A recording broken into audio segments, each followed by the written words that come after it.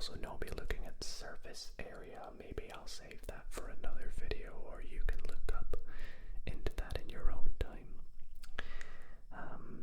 But yeah, just nice and easy. Hopefully you all can enjoy, in which case, if you do, I'd really appreciate it if you consider dropping this video a big thumbs up. And if you're new here and you're not already subscribed, then why not consider subscribing? It is completely free and is a great way to show your support. Anyway, let me know what you all think of this little setup as well. Got things a little bit different tonight, using different mics as well, so hopefully all works out okay. I'm just gonna quickly take a look at the camera. Seems all good. Apologies that you can see the mic stands as well. I couldn't really hide them, but anyways, enough waffling. Let's get into the video.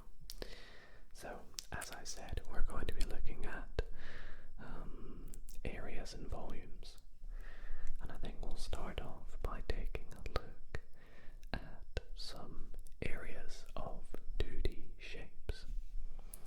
So the first shape we're going to look at is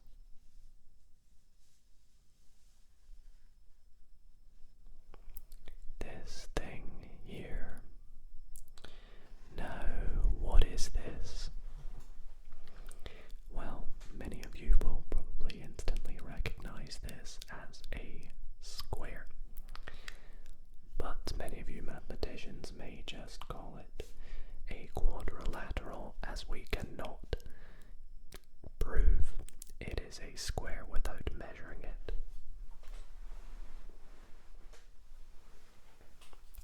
Which is why I have this ruler to confirm for you all that this square is 5 centimeters by 5 centimeters. So it is confirmed that this right here is a square.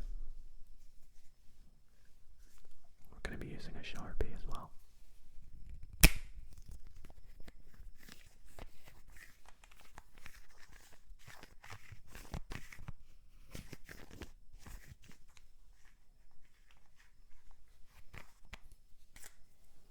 So we have a square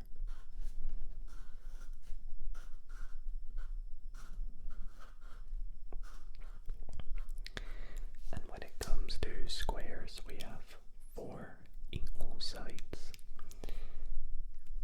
So I'm going to label one of these sides S, just for side. Now the area of a square, which we call A, sometimes we'll denote it a little S or a little shape of a square to denote that it is a square. The area of a square. What is area? Well, area is the entire amount of space enclosed within the lines, within the perimeter. So the entire space inside the square. And the area of a square is simply S times S. So we just write this as S squared. Now you may see lots of different letters instead of S. You may see L squared because L stands for length, so the length of one side is squared. Sometimes you might see L times L, or often you might see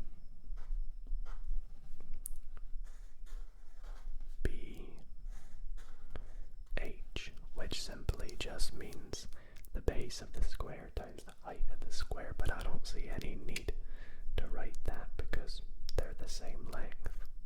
So it's just S squared, and that square simply means it's squared, and it means that our units at the end will be squared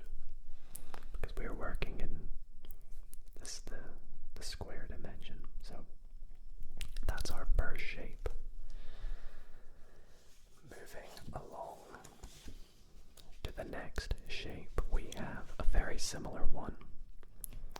Do you recognize this shape here? That's correct. It's a rectangle.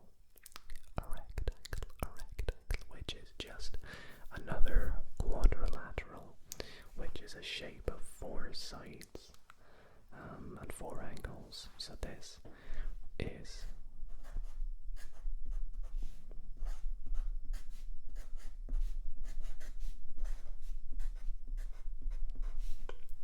a rectangle.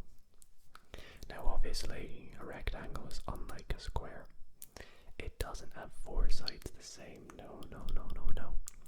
A rectangle has 2 similar sides, 2 the same, exact same, and another set of 2 identical length sides. So let's call one of these sides, let's go with B and H, like we did before, because this time with the area of a rectangle, we do indeed have base times height. We can't write this as s squared because, well, the lengths aren't the same. When we calculate the area, essentially what we are doing is taking one length and multiplying it as many times as it can until it gets to the other side. If you imagine this Sharpie as the length of the rectangle, the height, I should say, of the rectangle, we are multiplying it as many times as we can until it gets to the end of the base. So it is simply base amounts of the height. Moving on to our next shape, we have another quadrilateral, and this one has a bit of a funky name. Do you know it? This one's called a parallelogram. I'm running out of space, so I'm going to put a dash, but it's all one word.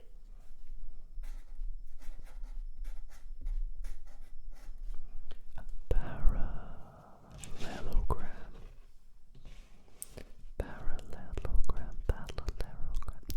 It's tough to say. Parallelogram. Try and say it. Parallelogram.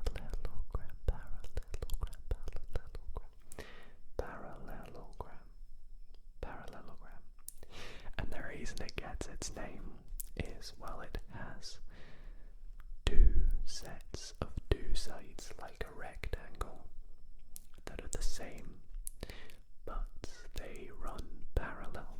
So technically a rectangle is a parallelogram because it has 2 sets of parallel sides, but sometimes they may be skewed, like this shape here.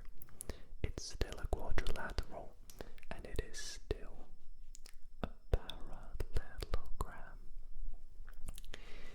Now let's label the sides. Well, it's got 2 different sides of different lengths, this one, and I can tell you that we don't need to measure this time.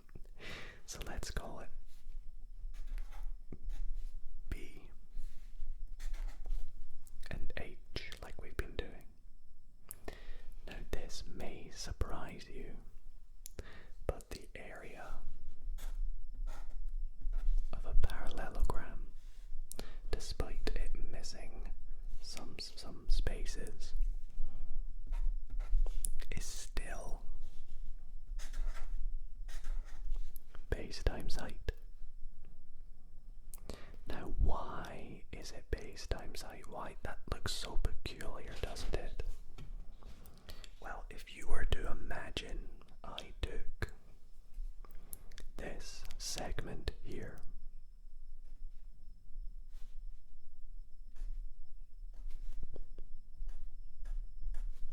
this little triangle on the end,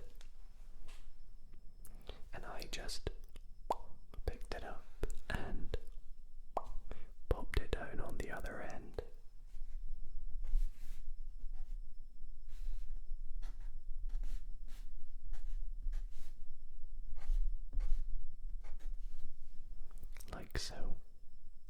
So this bit is now over here.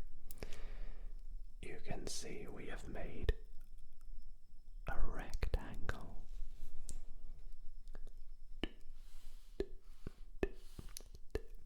And as we said before, the area of a rectangle is base times height. So very similar to a rectangle. And these three shapes are all kind of interlinked. They're all the same sort of style of area. As you can see, pH, pH, pH. So they're quite easy. However, moving on to the next shape,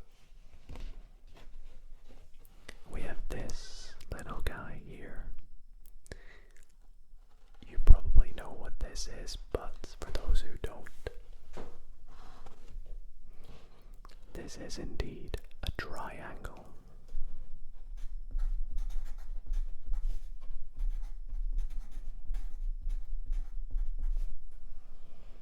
Which of course gets its name from tri, meaning 3, and angle, meaning, well, the number of angles, the little pointy bits inside. So 3 angles. I guess you could call this a quad angle then. So what is the area of a triangle? Well, it's pretty funny. Let's call this the base. And we are going to call the height of the triangle the distance from this point here to this point here. So let's kind of draw that out. And we'll call this the height.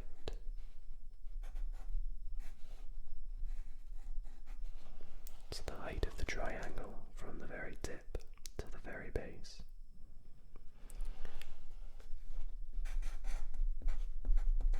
Do you want to make a guess? It's not base times height, but that's close. Base times height is very close. The actual area is 1/2 times the base times the height. And again, this is a very fun one to kind of prove. You see, if I were to take this triangle and break it up in half, like so, and take this bit here, flip it, so I flip it upside down, and I put it over here.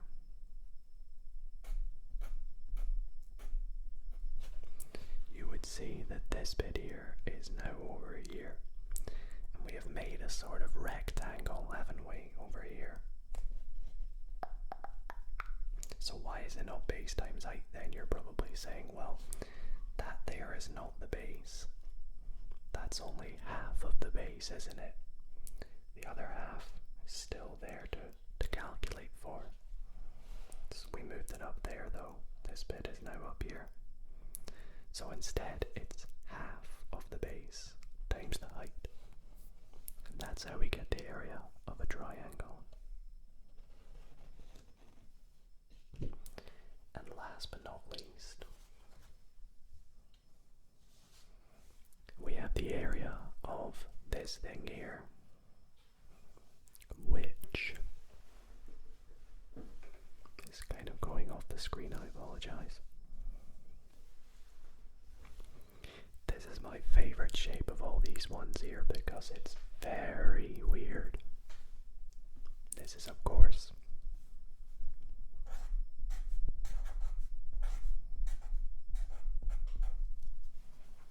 a circle. But what is the area of a circle? Well, I am going to plot a little line on here and we'll talk about this line.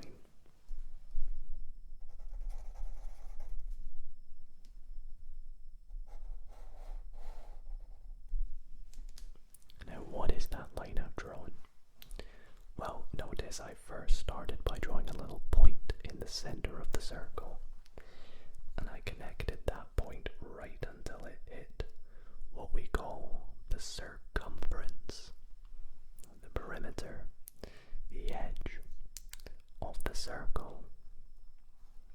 This line here is called R, which stands for the radius, which is simply the distance from the center of a circle to its circumference. It is half of a value called the diameter, which is the entire length from one point to the other opposite point of the circle. So this here is the radius, but so is that is also a radius of this circle. We have multiple radii. Now the area of a circle is this funky looking symbol,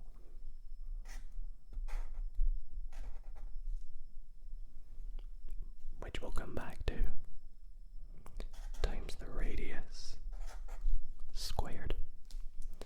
Now, what is this symbol I have drawn? Well, we know what radius squared is.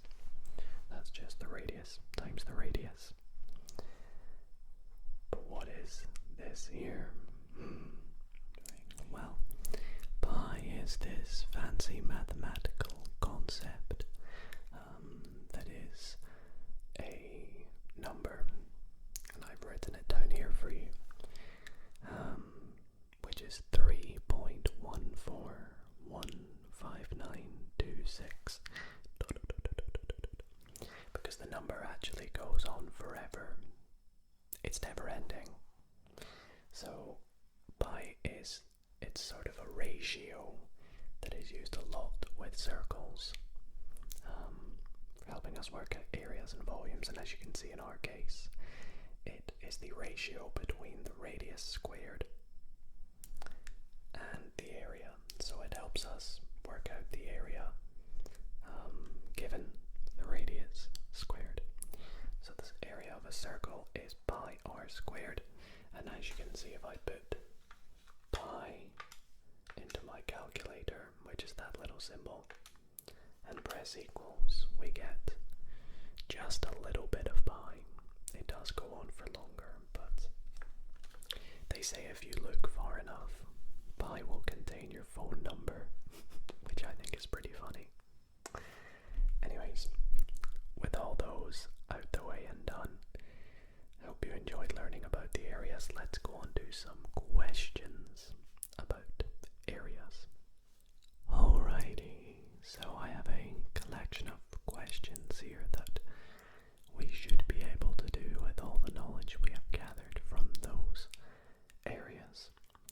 So let's get started with question number 1, which says, what is the area of a square with side 3 centimeters? Now we don't have much information other than the fact we know it's a square, and one of the sides is 3 centimeters. Well, if we recall, all the sides of a square are the same, and the area of a square is the side squared. So in this case, 3 squared, which is just 9. But we need to make sure, because we are working in area, we are being very careful with our units. This is centimeters squared, because it's squared area. Question number 2. A square has area 81 meters squared.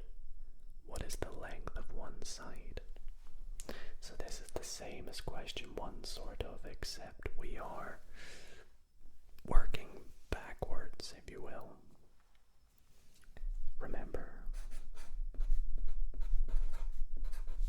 A equals S squared. We know the area is 81. So S is equal to the square root of 81. That's just simple algebra, which is 9 meters. Very good. Question number 3. Sorry, I had a little issue whilst writing it. A rectangle is shown below. Calculate its area. Let's take a look. It's definitely a rectangle. We have 6 centimeters by 8 centimeters. Very good. So let's do area. Base times height, which is 8 times 6, which is 48. And we're working in millimeters squared. Very good.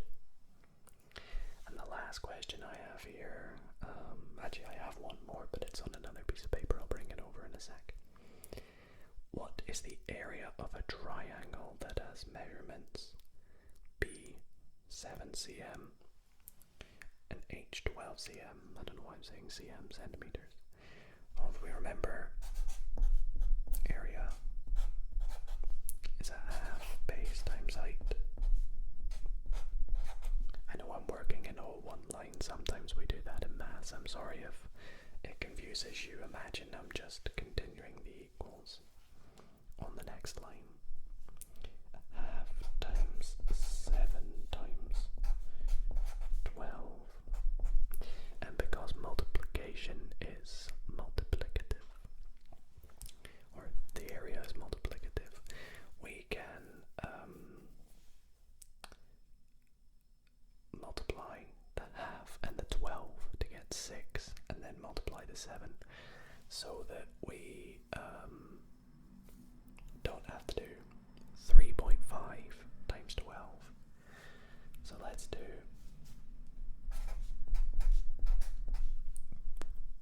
6 times 7, which is 42 centimeters squared. Now the other question I had, I wrote off to the side. I didn't really want to do any on parallelograms because they're pretty much rectangles.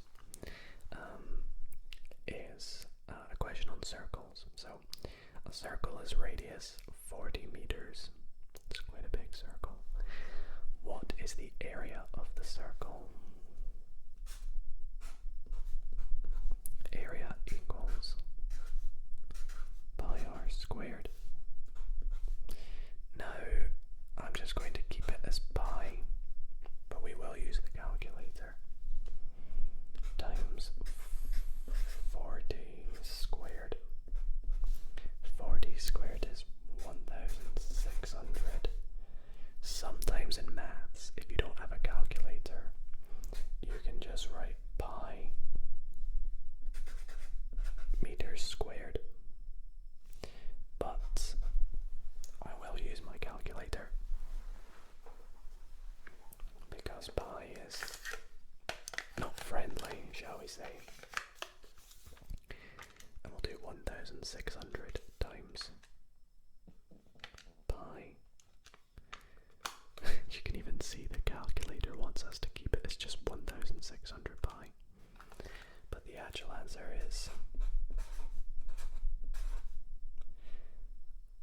5,026.5 meters squared, and that's to 1 decimal place.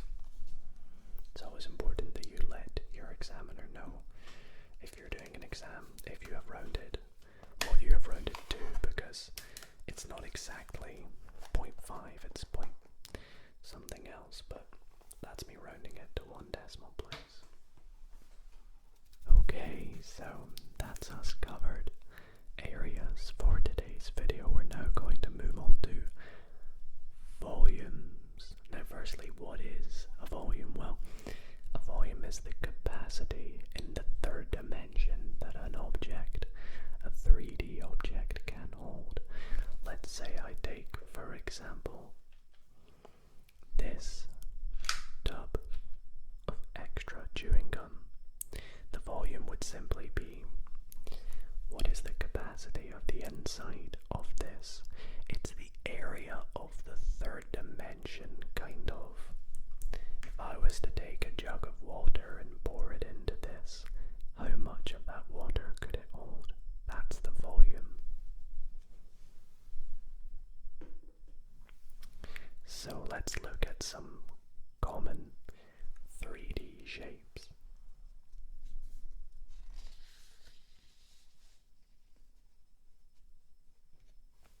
First up, we have this shape. What is it? That's right, it's a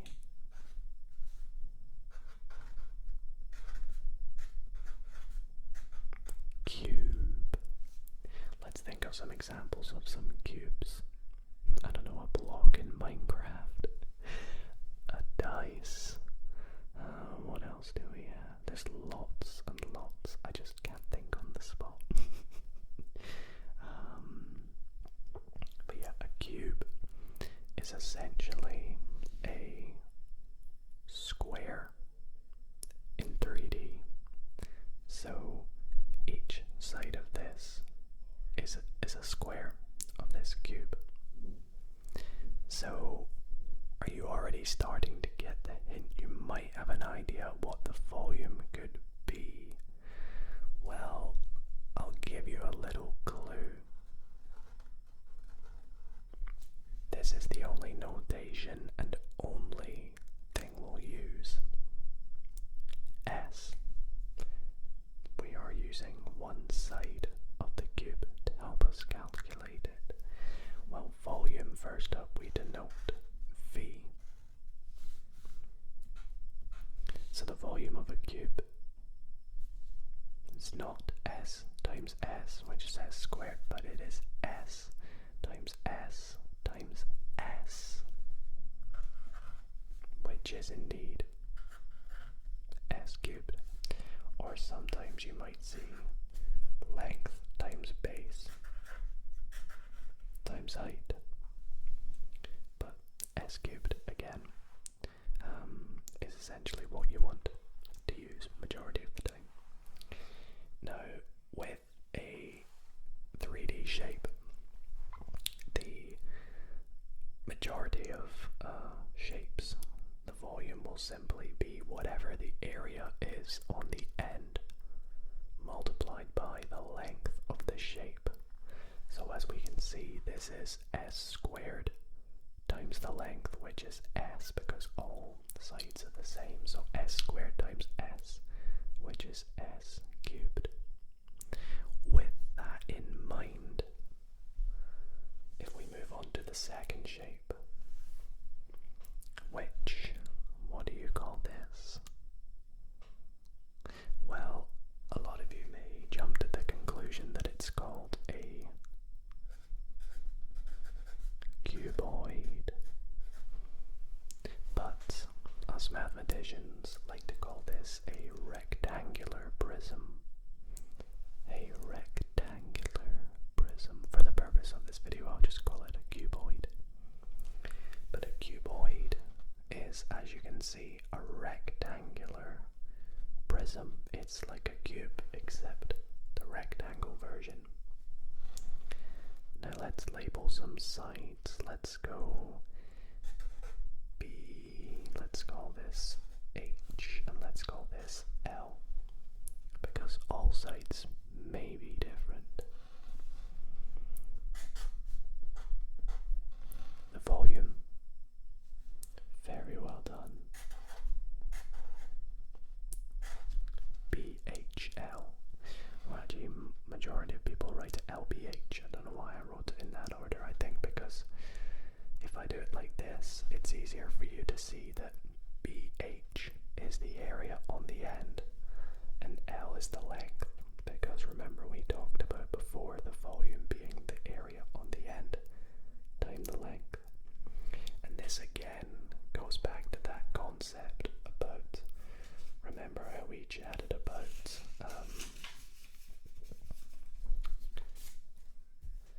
the area of this being the length on the edge multiplied as many times to get to the other end. Well, again, that's kind of what we're doing here. We're taking the area on the end and multiplying it as many times as the length. So that's a cuboid. The next shape I have is this one here, which, what do you want to call this? Do you want to call it a tent? A lot of people may call it a tent, but its technical name, I don't really have much space to write it, but it's called a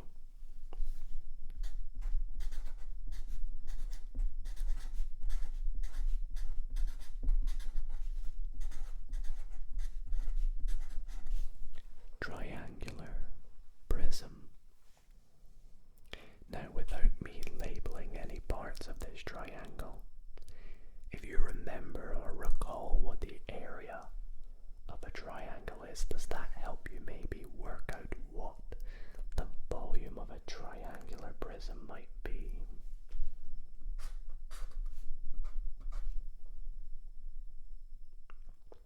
Well, what's the area? It's a half base times height, correct? Well, remember, we simply call this the length. So the area is a half base times height times length. And let's call this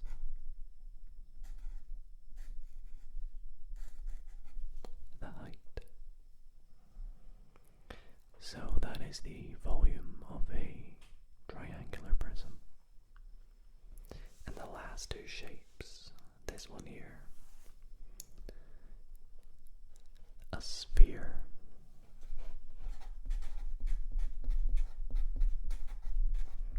Now a sphere is almost impossible to convey on a two-dimensional plane such as this piece of paper, so I just drew this little dotted line to make you kind of see that it's a sphere rather than a circle.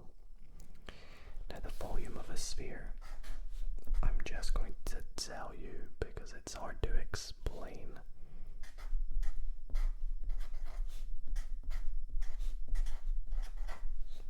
But it's similar to the area in a way. The area, if we remember, of a circle was pi r squared, sorry. This time it's pi r cubed because we're working in the third dimension, and we multiply it by this fraction 4 divided by 3. Of course, we remember the radius being the central point to any one of the points on the circumference. And the last shape I have for you is this guy here, which is a cylinder.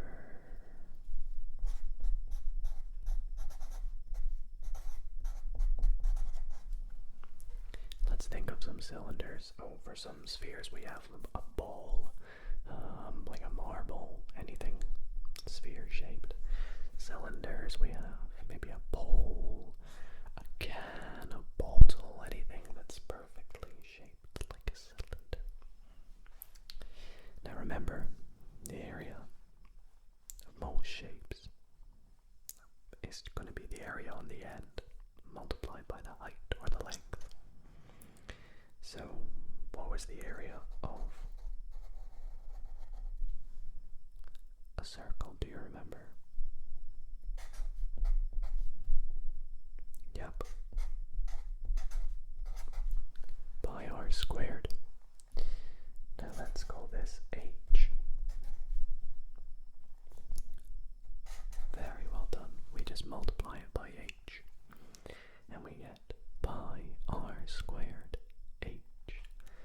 and that is the volume of a cylinder.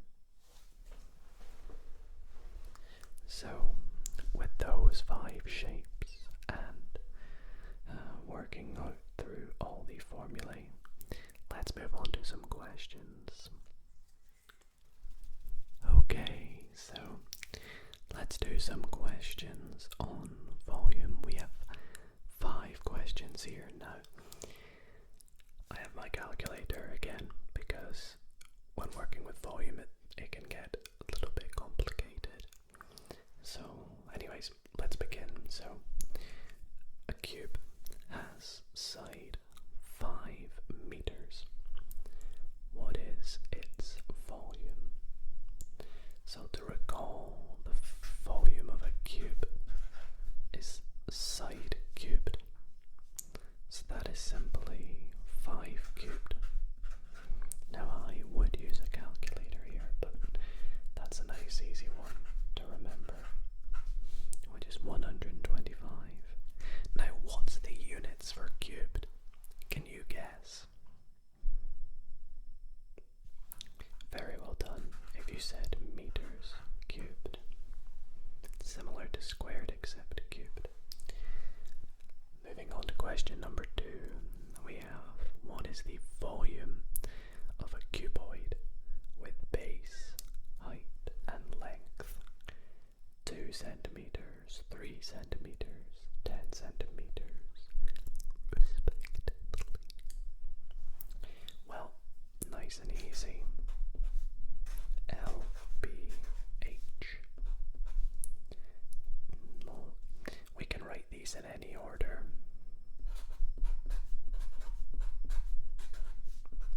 Oops. 2 times 10. I'll make that a 10. And that is going to be, well, 2 times 3 is 6. 6 times 10 is 60 centimeters cubed. On to question 3. What is the volume of a triangular prism with length 5 units and triangular end of area 20 units squared? Okay, this is a bit of a weirdly worded question that I've done to try and trick you. But if we remember, the volume of a triangular prism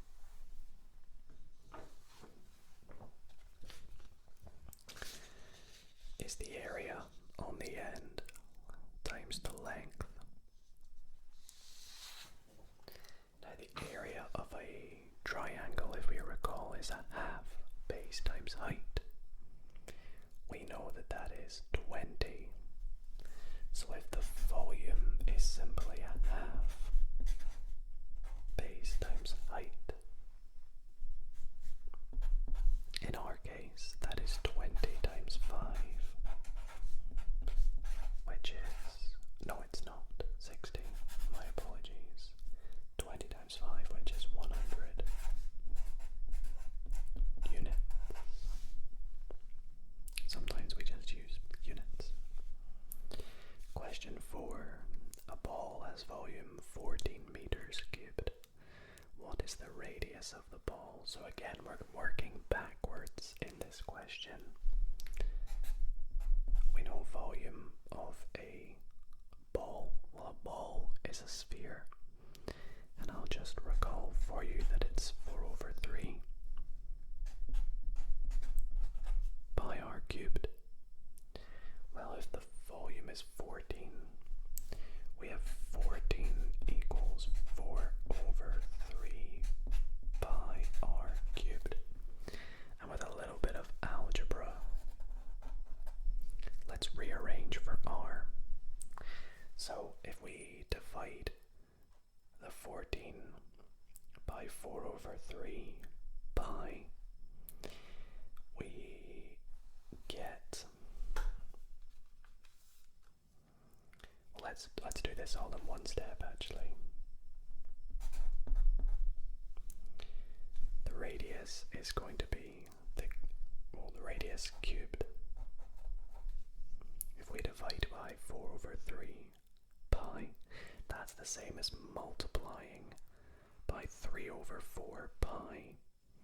So what's 14 multiplied by 3 over 4? 21 over 2 pi. So the radius is the cube root of 21 over 2 pi, which is, so it's not a very nice question, but it is a tricky one. It's good to throw tricky ones in there. The cube root of 21 over 2 times pi, which is 3.2 meters. And on to the final question. What is the volume of this cylinder? Well, we can see the cylinder has diameter, very careful, it's diameter 6, and height or length 9. Well, the volume of a cylinder is pi r squared h. The radius is 3 because it's half the diameter, squared times h, 9. So pi times 9, which is 81 pi. But, you know, we're going to write that as this. 254 point, let's go 5. And we have, what's the units? We don't have any units, so we'll just leave it. Oh well, we need to write units squared at least, because we're working in volume. Wait, whoops, cubed, my bad. There we go. So always remember your units. That's something I nearly left out there, but that is all the questions on volume. Well, everybody, that is gonna be it for tonight's ASMR maths video. I really hope that you all did enjoy and maybe found this nice and relaxing and were able to learn to a little bit of areas and volumes.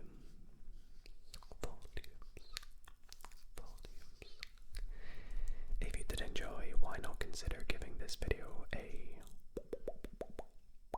big thumbs up? Would really mean a lot to me and is a great way to support this channel. So I appreciate you all watching. Let me know in the comments what you'd like to see in future ASMR maths videos. And other than that, hope you all sleep well